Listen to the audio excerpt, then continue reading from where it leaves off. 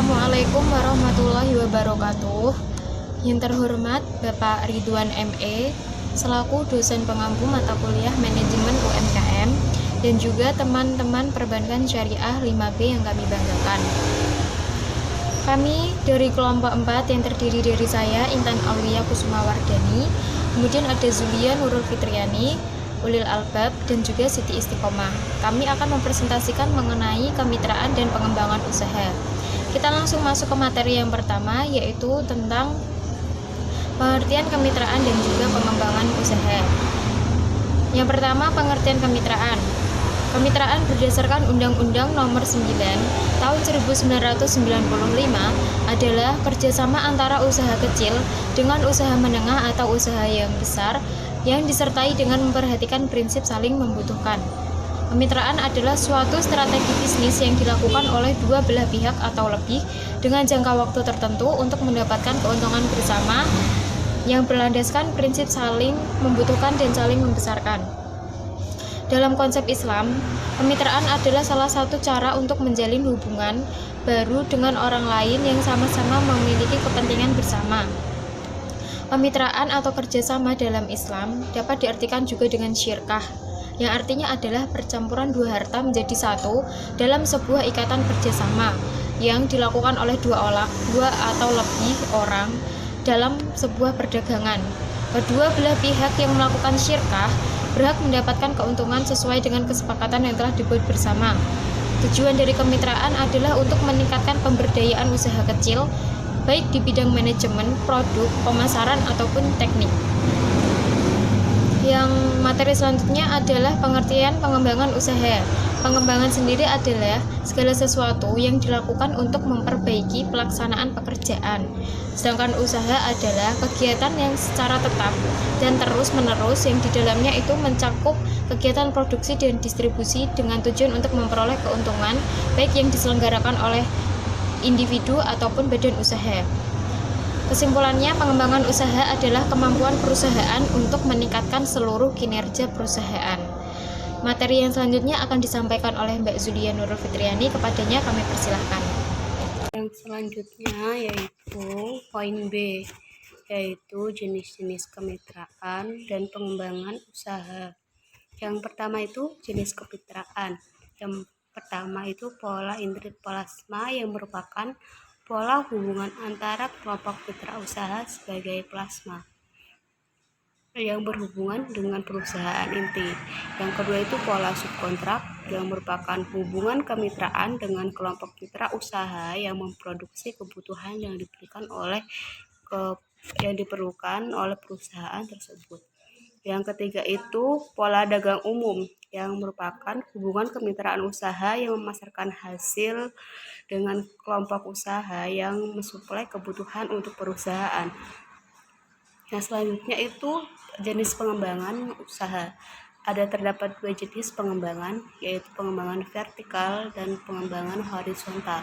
Yang pertama itu pengembangan vertikal yang merupakan perluasan usaha yang dengan cara membangun inti bisnis baru yang memiliki hubungan langsung. Yang kedua itu pengembangan horizontal yang merupakan pengembangan usaha untuk memperkuat bisnis. Baik, selanjutnya akan dilanjutkan oleh rekan saya Ulil Albab, kepadanya saya persilakan. Terima kasih. C. Hubungan usaha dan kemitraan. 1. Hubungan kemitraan adalah kerjasama antara dua orang atau lebih yang berbagi modal, keuntungan, dan risiko. Dalam hubungan kemitraan, pengusaha harus memegang prinsip untuk mengembangkan usahanya. Yang pertama yaitu mempunyai tujuan yang sama, saling menguntungkan, saling mempercayai, bersifat terbuka, dan mempercayai hubungan jangka panjang. Yang kedua, unsur kemitraan. 1. Unsur kerjasama antara usaha kecil. Yang kedua, unsur kewajiban pembinaan. Yang tiga, usaha saling memerlukan atau memperkuat. Yang D, tahapan mengembang usaha. Dalam pengembangan usaha, seorang harus melewati tahapan-tahapan berikut. Yang pertama yaitu memiliki ide usaha. Seorang pengusaha harus memerlukan ide usaha biar kedepannya nanti usahanya itu lancar. Yang B, Konsep usaha, maksudnya setelah mempunyai ide usaha, selanjutnya adalah konsep usaha. Ide itu akan dituangkan ke dalam konsep usaha untuk diambil sebagai bisnis yang lebih spesifik atau yang lebih detail. Yang C itu pengembangan rencana usaha. Dalam bagian ini, perencanaan usaha sangatlah penting karena mencakup perencanaan usaha seperti laba rugi, perencanaan usaha, manajemen, pemesanan, dan lain-lain. Yang D itu mengimplementasikan usaha. Dalam hal ini ketika semua konsep udah dirancang, maka yang terakhir adalah mengimplementasikan. Bagaimana cara mengimplementasikan usaha itu, atau dalam cara lain menyerahkan atau dalam kata lain mengerahkan berbagai sumber daya yang dibutuhkan seperti material dan SDM dan lain-lain.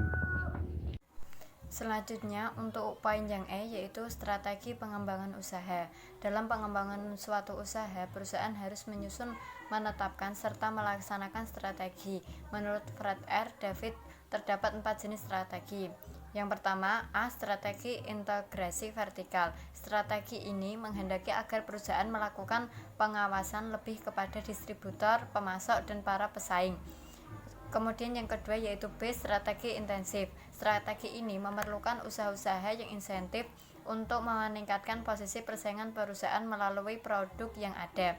Yang ketiga yaitu strategi diversifikasi. Strategi ini bermaksud untuk menambahkan produk-produk baru. Strategi ini makin kurang populer, saling tidak dinilai dari sisi tingginya. Kemudian yang D yaitu strategi bertahan. Strategi ini bermaksud agar perusahaan melakukan tindakan-tindakan penyelamatan agar terlepas dari kerugian yang lebih besar. Adapun strategi pengembangan dalam perspektif syariah yaitu yang pertama, bangun motivasi dan bulatkan tekad. Yang kedua, perkuat kesabaran, ketakwaan, dan tawakal yang diterangkan dalam firman Allah Subhanahu wa Ta'ala dalam Quran Surat Al-Baqarah ayat 153 yang berbunyi, Bismillahirrahmanirrahim. Ya ayyuhalladzina amanu sta'inu bis-sabri wassalah innallaha ma'as-sabirin. Yang artinya, hai orang-orang yang beriman, jadikanlah sabar dan sholat sebagai penolongmu, sesungguhnya Allah bersama orang-orang yang sabar. Kemudian saat merintis usaha, jangan memaksakan diri untuk berbisnis sesuai gambaran ideal yang Anda miliki. Kemudian pilih bisnis yang paling disukai dengan cepat. Kemudian tentukan diferensiasi produk.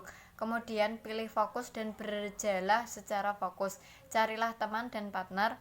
Perkuat tawakal kepada Allah Subhanahu wa Ta'ala yang dijelaskan dalam firman Allah dalam Quran Surat Ali Imran ayat 153 yang berbunyi, Bismillahirrahmanirrahim. Fabima rahmatin minallahi linta lahum walau kunta faddan ghalidhan qalbi li'anfaddu min hawlik fa'fu anhum wastaghfir lahum wasawirhum fil amr fa idza azamta fatawakkal 'alallah innahu yuhibbul mutawakkilin. Artinya, maka disebabkan rahmat dari Allah lah kamu berlaku lemah lembut terhadap mereka. Sekiranya kamu bersikap keras lagi, berhati kasar, tentulah mereka menjauhkan dari sekelilingmu, karena ia memaafkan mereka. Memohonkanlah ampun bagi mereka dan bermusyawarahlah dengan mereka dalam urusan itu. Kemudian apabila kamu telah membulatkan tekad, maka bertawakal kepada Allah. Sesungguhnya Allah menyukai orang-orang yang bertawakal kepadanya. Terima kasih. Selanjutnya saya kembalikan kepada moderator.